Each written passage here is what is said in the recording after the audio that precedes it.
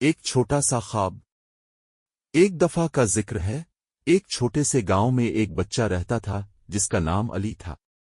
علی بہت ذہین اور محنتی بچہ تھا۔ اس کے دل میں ایک خواب تھا کہ وہ بڑا ہو کر ایک کامیاب ڈاکٹر بنے گا اور اپنے گاؤں کے لوگوں کی خدمت کرے گا۔ علی کے والدین بہت غریب تھے، لیکن انہوں نے علی کی تعلیم کے لیے ہر ممکن کوشش کی۔ علی دن رات محنت کرتا اور اپنے اسکول میں سب سے اوپر آتا۔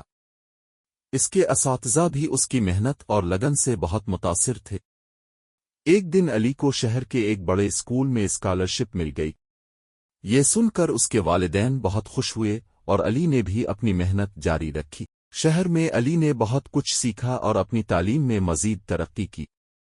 کئی سالوں کی محنت کے بعد علی آخرکار ڈاکٹر بن گیا۔ وہ اپنے گاؤں واپس آیا اور وہاں ایک چھوٹا سا کلینک کھولا۔ اس نے گاؤں کے لوگوں کی خدمت شروع کی اور ان کی زندگیوں میں بہتری لانے کی کوشش کی۔